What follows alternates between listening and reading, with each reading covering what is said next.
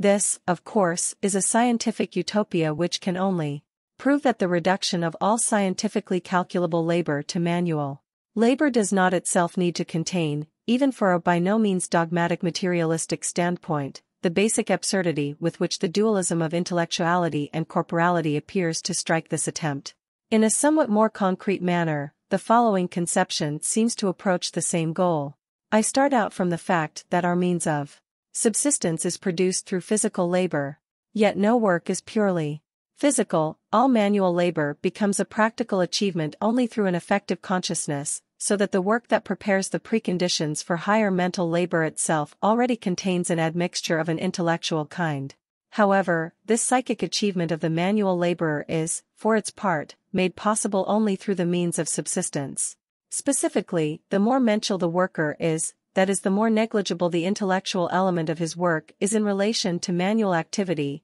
the more is his means of subsistence, in the broadest sense, produced by essentially physical labor, with one exception that pertains to the modern period and which is to be dealt with in the next chapter. Since this relationship is repeated only in these two categories of labor, this results in an infinite series out of which mental labor can certainly never vanish but in which it is pushed back further and further. Thus the means of subsistence of the highest categories of labor also rests upon a series of labor activities in which the mental admixture of each member is borne by a member of purely physical value, so that each, at the last stage, approaches the marginal value of zero. It may also be imagined that, in principle, all external preconditions for mental labor are expressible in quantities of manual labor. If the old theory of cost value were recognized as being valid, then the value of mental labor, in so far as it equals the costs of its production, would be the same value as certain manual activities. Perhaps this theory is tenable in a modified form.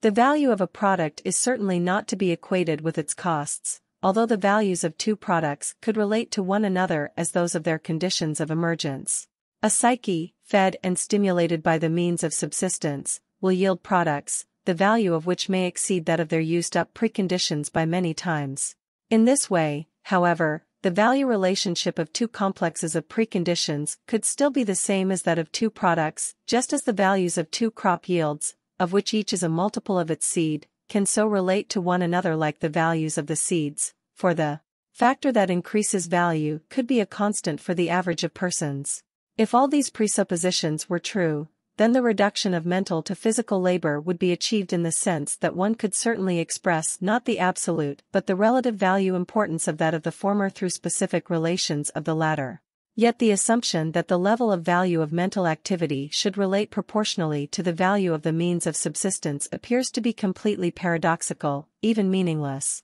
Nonetheless, it pays to seek out the point at which reality at least approximates to it because this reaches down into the internal and cultural relationships of intellectual values to their economic preconditions and equivalents. We must surely imagine that, as the focal point of organic development, a very large amount of energy lies stored up in the brain. The brain is certainly capable of giving out a large amount of energy which, among other things, explains the astonishing efficiency of weaker muscles which can be set in motion by mental impulses. The great exhaustion of the whole organism after intellectual labors or changes also indicates that mental activity, viewed from the standpoint of its physical correlate, consumes a very large amount of organic energy. The restoration of this energy is achieved not only through a mere increase in the level of the subsistence that the manual worker requires, since the capacity of the body is quite considerably restricted with regard to the amount of nourishment it can consume, and for predominantly mental labor this is reduced rather than increased.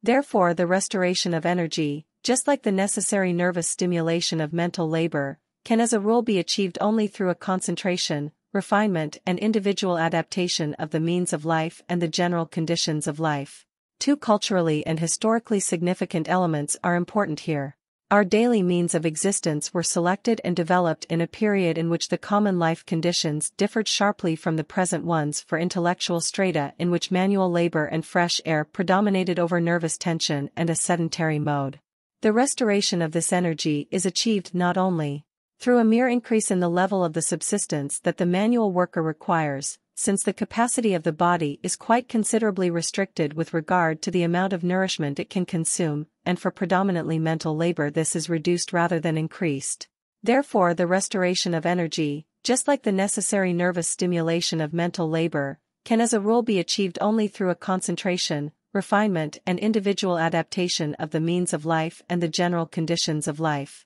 Two culturally and historically significant elements are important here. Our daily means of existence were selected and developed in a period in which the common life conditions differed sharply from the present ones for intellectual strata, in which manual labor and fresh air predominated over nervous tension and a sedentary mode of life. The countless direct and indirect digestive illnesses on the one hand, the hasty search for concentrated and easily assimilable foodstuffs on the other, indicate that the adaptation between our bodily constitution and our means of nourishment has broken down to a considerable extent. From this very general observation, it is obvious how justified it is for people with very different occupations to require different nourishment, and that it is not merely a matter of gastronomy but of the health of the people for the most highly developed worker to secure the means for an above-normal, specialized diet that is also determined by personal needs. More important, however, and at the same time more concealed, is the fact that mental labor extends much more into the whole of life and is surrounded by a much wider periphery of mediated relationships than is manual labor.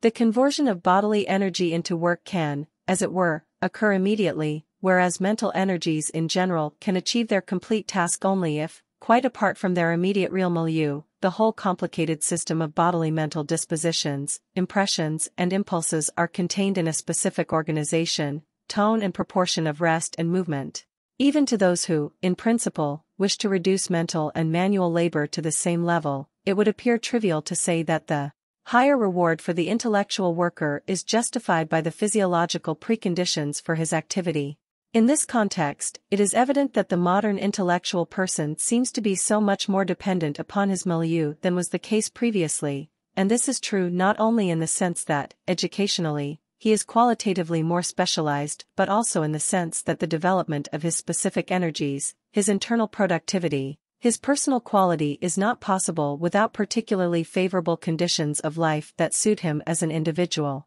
The unbelievably humble circumstances under which, in earlier times, a highly intellectual life often developed would be oppressive to the vast majority of present-day intellectual workers. They would not find in such circumstances the encouragements and stimulants that they need, sometimes each one different from the other, for their individual production. This is completely at odds with any Epicureanism and perhaps arises as the genuine precondition for achievement, on the one hand out of the enlarged sensitivity and weakness of the nervous system and on the other out of the accentuated individualization which cannot react upon that simple, that is, typical general life stimulus, but rather emerges only out of specifically individualized stimuli. If the most recent times have implemented the historical milieu theory as the most decisive, then here two real circumstances, through their exaggeration of one element, may have opened up to us the view of its reality at the levels of its more limited development in exactly the same way as the real increased importance of the masses in the 19th century first became the occasion for making us scientifically aware of their importance in all earlier epochs as well.